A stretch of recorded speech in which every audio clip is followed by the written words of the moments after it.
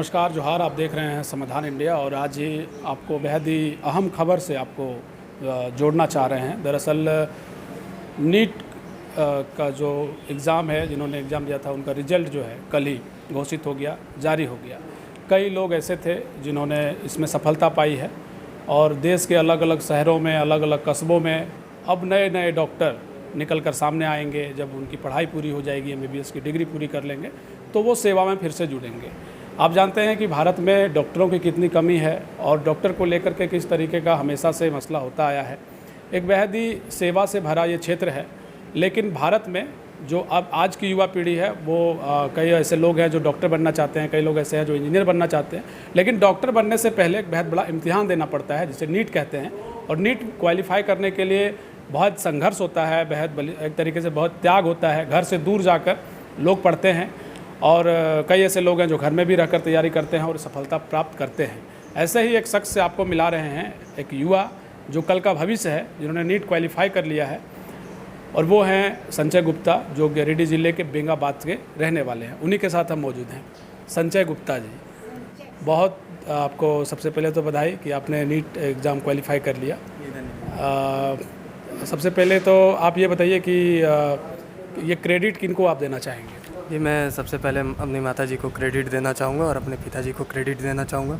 उन्होंने भी मेरे साथ बहुत ज़्यादा संघर्ष किया है मुझे वहाँ पर पढ़ाने के लिए, चाहे वो इमोशनल रूप से सपोर्ट हो या फिर आर्थिक रूप से हो या फिर व्यावहारिक रूप से हो।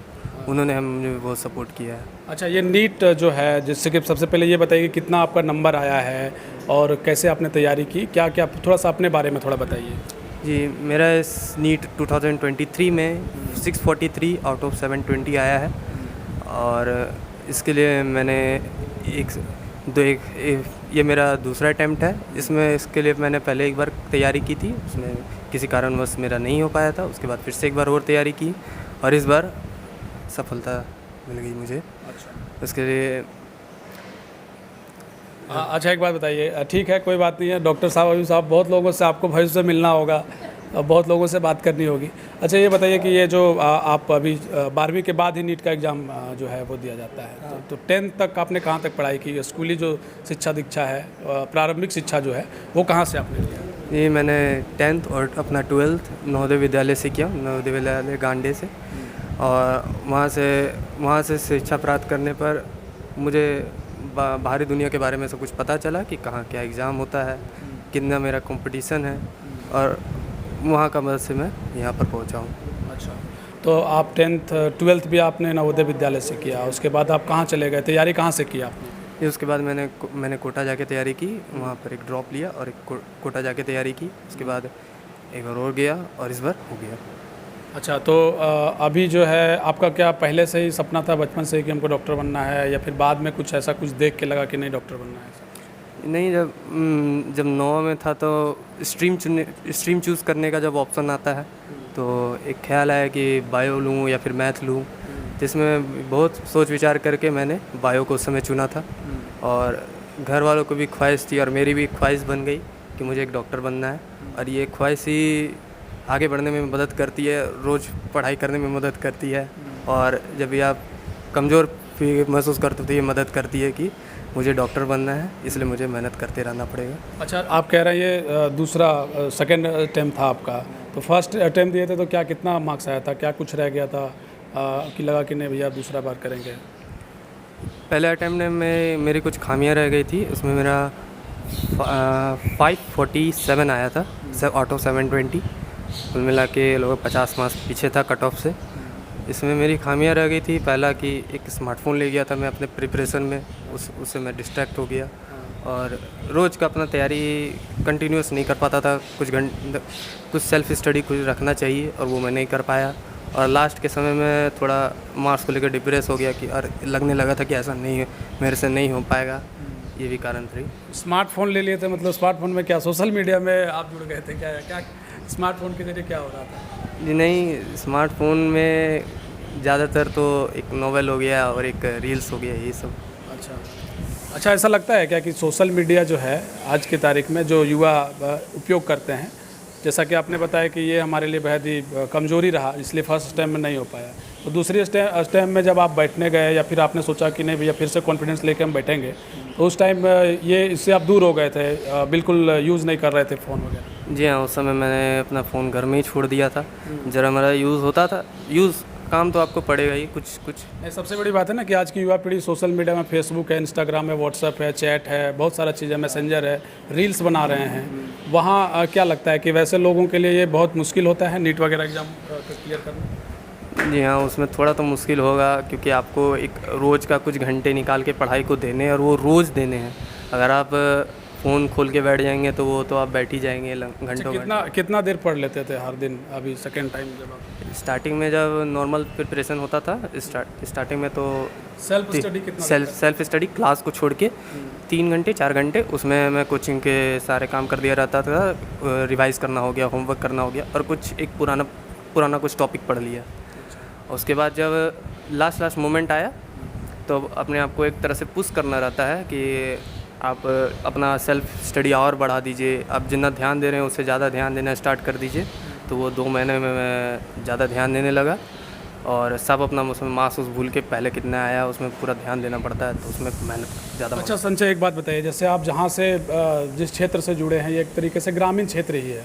कई ऐसे लोग हैं जिनको नीट के बारे में जानकारी नहीं है, लेकिन जो पढ़ना चाहते हैं, तो एक नाम आता है कोटा का। तो आपको लगता है कोटा ही ऐसा एक जगह है जहाँ से तैयारी करके नीट का जो प्रिपरेशन है उसको अच्छे से किया जा सकता है, निकाला जा सकता है? जी, मैं कहूँगा कि मेरे लिए ज़रूरी था कोटा जाना, क्योंकि मेरा फ़ोन में कुछ ज़्यादा ही डिस्ट्रैक्शन था, तो घर में मेरे से पढ़ाई नहीं हो पाता। लेकिन ऐसा भी नहीं है कि बिना कोटा का नहीं ही निकलता है, लड़के निकालते हैं। मेरे भी जान पहचान के कुछ क्लासमेट्स हैं जिन्होंने घर बैठे भी निकाला है, और वो मेरा एक प्रेरणा का स्रोत भी हैं। उनसे ही मैं सीखता हूँ कि वो तो घर बैठे निकाल ही लिया, मैं तो इतना मेहनत कर रहा हूँ, मेरे को तो अब निकालना ही पड़ेगा। तो ऐसा ज़रूरी नहीं है, लेकिन हाँ, फिर आपका डेडिकेशन ज़्यादा चाहिए, क्योंकि वहाँ पर आपको बहुत ज़्यादा गाइडेंस नहीं मिलेगा। आपको घर में खुद से शेड्यूल बनाना पड़ेगा, खुद से आपको कितनी देर आप पढ़ेंगे वो आपको बनाना पड़ेगा, और खुद रोज़ उसे फॉलो भी करना पड़ेगा, और खुद उसका सेल्फ एनालाइज भी करना पड़ेगा। तो थोड़ा मुश्किल होता है, लेकिन हाँ, इसमें जो इस मुश्किल से जो निकालेंगे तो वो तो मेरे से भी बढ़िया रैंक ले आएंगे। बड़ा अच्छा बोलने लगे हैं आप। अब आज की युवा पीढ़ी को क्या कहेंगे जो नीट का तैयारी करना चाहते हैं, जो डॉक्टर बनना चाहते हैं, और ख़ास करके जो ग्रामीण क्षेत्र के जो लोग हैं, युवा हैं, जिनके माँ बाप ये चाहते हैं कि मेरा बच्चा भी डॉक्टर बने, नीट क्वालिफाई करे। हालांकि कई ऐसे बच्चे हैं जो लगातार कई बार प्रिपरेशन करते हैं, लेकिन उनका हो नहीं पाता है, कुछ कमियाँ रह जाती होंगी। लेकिन क्या कहना चाहेंगे युवा पीढ़ी को कि कैसे वो तैयारी करे और इस मुकाम तक वो पहुँच सकता है? ये एक ही बात कहूँगा कि मेहनत तो बहुत लगती है, और जैसे जैसे साल बीतता जाएगा वैसे वैसे कंपटीशन भी बढ़ता जाएगा, कटअप भी बढ़ता जाएगा। सीट तो थोड़ा कम ही बढ़ती है, पर उससे ज़्यादा कुछ फ़र्क नहीं पड़ता है। तो इस साल भी बढ़ा है कटअप, अगला साल और बढ़ेगा। तो इसमें मैं कहूँगा कि आप अगर प्रिपरेशन में लग रहे हैं, तो जिस तरह मैंने गलती की, एक साल बर्बाद किया अपना, वैसा ना करें। एक बार में दम भर मेहनत करके निकाल लें। इसमें जितना जल्दी मेहनत करके निकाल लेंगे आपको उतना ही ज़्यादा फ़ायदा होगा आगे जाकर भी, और अभी भी, ताकि आपको कम कंपटीशन का थोड़ा सामना करना पड़े। अच्छा, अभी रैंक जो है वो भी क्लियर किया गया है? अच्छा, तो रैंक कितना? ये मेरा 9095 रैंक है ऑल इंडिया में, और एक्सपेक्टेड तो से तो थोड़ा कम ही है, क्योंकि इस बार सारे लड़कों ने अच्छा मेहनत किया है, काफ़ी लड़कों का अच्छा मार्क्स आया है। ये इसकी उम्मीद तो किसी ने नहीं की थी, जितना उम्मीद मैंने किया है उससे कम ही आया, लेकिन जो है उसमें संतुष्ट होना चाहिए। और कुछ अपने से आप कहना चाहते हैं हमारे दर्शकों को जो ये देख रहे हैं, और ख़ास करके वैसे जो पेरेंट्स होंगे जो आपको जब देख रहे हैं, तो आपको देखते हुए वो अपने बच्चों में भी अपना सपना संजो रहे होंगे कि काश मेरा भी बच्चा आने वाले दिनों में इसी तरीके से काम करे। वैसे पेरेंट्स के लिए आप क्या कहेंगे, या फिर युवा पीढ़ी के लिए भी आप क्या कहेंगे? मैं एक ही बात कहूँगा कि एक बार अपने बच्चों से पूछ लीजिए कि वो उतना मेहनत करना चाहते हैं, क्योंकि इसमें बच्चा का फुल 100% सपोर्ट भी होना बहुत ज़रूरी है। अगर आप उसमें ज़रा सा भी फोर्स रहा तो वो मेहनत करने में थोड़ा पीछे रह जाएगा। और इसमें ऐसा भी नहीं कि आप पूरा मेहनत कर देंगे, आपका 100% को गारंटी करके दे देता है कि आपका हो ही जाएगा। अच्छा, एक इसमें बात है कि कोई ऐसे पेरेंट्स होते हैं जो काफ़ी दबाव देते हैं बच्चों पे। अगर कोई बच्चा को बाहर भेज दिया गया है पढ़ने के लिए, तो काफ़ी दबाव रहता है कि यार पढ़ना है, ऊपर से बहुत जो फ्रेंड सर्किल होता है, उम्र भी जो है कुछ नया नया होता है, चीज़ें भी नए नए तरीके से लोग देख रहे होते हैं, तो ऐसे में लगता है ऊपर से पेरेंट्स का दबाव, तो क्या लगता है कि ये दबाव जो है वो बच्चों के लिए अच्छा होता है या फिर वो नुकसानदेह होता है? ये दबाव तो रहेगा ही, चाहे पेरेंट्स बोले चाहे ना बोले। एक नॉर्मली पेरेंट्स तो नहीं देते हैं दबाव कि तुम्हें इस बार निकालना ही निकालना है, बोलते हैं निकाल लेगा तो अच्छा रहेगा। मतलब ऐसा कोई पेरेंट्स को भी पता होता है कि ऐसे दबाव दे देंगे तो प्रॉब्लम आ जाएगी, तो नॉर्मली नहीं देते हैं। लेकिन अगर मिल रहा है तो भी आपको उसे नज़रअंदाज करना पड़ेगा और पढ़ना ही पड़ेगा। चलिए, बहुत शुक्रिया संजय आपका। जी धन्यवाद। मेरी शुभकामनाएं हैं कि आप बेहतर डॉक्टर बनेंगे और आपका जो सपना है कि कार्डियो के सर्जन ये बने, और सेवा जो है गिरिडीह में देना पसंद करेंगे अगर भविष्य में ऐसा कुछ रहा, जो गिरिडीह बड़ा पिछड़ा जगह है। जी हाँ, मौका मिलेगा ज़रूर। अच्छा, मौका ज़रूर मिलेगा और मैं करूँगा। चलिए, आपको ज़रूर मौका मिलेगा। हालांकि ये संजय गुप्ता हैं और इन्होंने 643 नंबर नीट के परीक्षा में लाकर जो है कीर्तिमान हासिल किया है। तो संजय गुप्ता के जो परिजन हैं उनसे आपको हम मिलाते हैं। सबसे पहले जो सबसे बड़ा कहा जाता है दादाजी जो होते हैं, उनके लिए पोता दोस्त भी होता है और सब कुछ होता है। आपके पोता ने तो कमाल कर दिया, कैसा लग रहा है आपको? बहुत अच्छा लग रहा है। हाँ, हम लोग को मेहनत से, उसके मेहनत से हम लोग खुश थे। पहले भी जानते थे निकाल सकता है, हाँ, इसलिए घर से भी सपोर्ट उसको बराबर मिलते रहा। अब डॉक्टर बनेंगे बढ़ना तो चाहिए। तो गिरिडीह लेके आएंगे ना? कि अब जहाँ सरकार भेजेगी वहाँ जाना पड़ेगा इसको। दादी अधिकार में नहीं रहता है। नहीं, बिल्कुल। दादी है इनकी, कैसा लग रहा है आपको? बहुत अच्छा लग रहा है। क्या कहना चाहेंगे अपना पोता? हाँ, कि मेरा बेटा, मेरा पोता डॉक्टर बने। बहुत अच्छी खुशी की बात है। खुशी जो है वो चेहरे पर साफ झलक रही है। जयशंकर, थोड़ा इनके पिताजी से भी मिलाते हैं आपको। सामाजिक रूप से भी सक्रिय रहते हैं, बिजनेसमैन है, लेकिन बेटा को डॉक्टर बना रहे हैं। बिजनेसमैन बनाने का आइडिया नहीं आया, अब तो बेटा डॉक्टर बनने निकल गया। हम लोग तो बिजनेसमैन किए, लेकिन बेटा को चाहे कि डॉक्टर बना है। क्यों, बिजनेस करता तो दिक्कत है? नहीं, बिजनेस भी ठीक है, डॉक्टरी भी ठीक है। अच्छा, क्यों लगता है कि डॉक्टर ही ठीक रहेगा, डॉक्टर ही बनना? इसका इच्छा हुआ कि डॉक्टर बने तो फिर। अच्छा, हाँ, इच्छा तो ठीक है, लेकिन आपको, आप संतुष्ट हैं कि हम डॉक्टर? संतुष्ट हैं। अच्छा, संतुष्ट हैं। कि आप आज आपका बेटा जो है नीट के एग्ज़ाम में पास कर गया है, कैसा लग रहा है? जी, बहुत अच्छा लग रहा है। बस हम लोग की एक शुभकामना थी कि हम लोग का हमेशा इच्छा थी कि हमारे बेटा बहुत आगे बढ़े और वो हमारे समाज का, हमारे ख़ानदान का और हमारे परिवार का नाम हमेशा रोशन करे। इसलिए मेरा बेटा आज इस लाइन में जा रहा है। वो पहला पड़ाव, पहली सीढ़ी चढ़ चुका है, जिसके लिए हमें बहुत खुशी हो रही है। और साथ में हमारे समाज के बहुत से लोगों ने हमें बधाइयाँ देकर और हमारी खुशी को दुगनी तिगुनी की 10 गुनी बढ़ा दी है। अच्छा, आप मौर्य वैश्य समाज की मंडल अध्यक्ष है बेंगाबाद की, तो ऐसे समाज में जो ऐसे कई लोग हैं, जैसे जो निचले पायदान के लोग हैं, उनको क्या आप कहना चाहेंगे, क्या संदेश देना चाहेंगे? बस उनके लिए तो बस यही है कि अपनी मेहनत से कभी पीछे मत हटो। दिमाग में अगर, मन में अगर विश्वास है कि हम कुछ कर सकते हैं, अगर हमें वो लक्ष्य पाना है तो हमें पाना है। बस अपने दिमाग को, अपने लक्ष्य को, अपने मोटिवेशन को हमेशा कायम रखनी चाहिए। वो अपना एक लक्ष्य बना के चलनी चाहिए कि हमें वो लक्ष्य को पाना है और वो कर सकता है। ऐसा हमारे समाज में बच्चों में इतनी काबिलियत है कि वो बच्चे आगे बढ़ सकते हैं, कुछ कर सकते हैं, हमारे समाज के हर क्षेत्र में नाम रोशन कर सकते हैं। सभी बच्चों में कुछ न कुछ खूबियाँ हैं। अच्छा, एक बात बताइए, जैसे माँ जो होती हैं वो तो उनके पास तो ममता होता है, और सबसे बड़ी बात है जो बेटा होता है वो बड़ा ही फ्रेंडली बातचीत करता है, कुछ शेयर करना चाहता है कि माँ बहुत दिक्कत चल रहा है, ऐसा वैसा। तो आपके बेटे ने दूसरी अटेम्प्ट में ये जो है क्वालिफाई किया है। फर्स्ट अटेम्प्ट में जब ये डिस्क्वालीफाई हो गए थे, उस समय क्या इनको आपने मोटिवेट किया था या फिर क्या आपने कुछ कहा था इनको? क्योंकि ये कहे होंगे कि अब नहीं हुआ, अब दूसरी बार हम कोशिश करने जा रहे हैं। होता है कि थोड़ा मनोबल गिर जाने पर ना बच्चों को लगता है कि हम आगे नहीं कर सकें, लेकिन नहीं, विश्वास रखने पर वो ज़रूर कर सकता है। मुझे इस पर पूरा विश्वास था कि ये अभी नहीं तो ये ठीक है, ये साल तुम्हारा नहीं हुआ, लेकिन नेक्स्ट ईयर तुम्हारा ज़रूर होगा। तुम मेहनत करो, तुम कोशिश करो, तुम्हारा होगा। थोड़ा बीच में इसका पढ़ाई भी थोड़ा डिस्टर्ब हुआ था, लेकिन ये फिर बाद में फिर इसको संभला।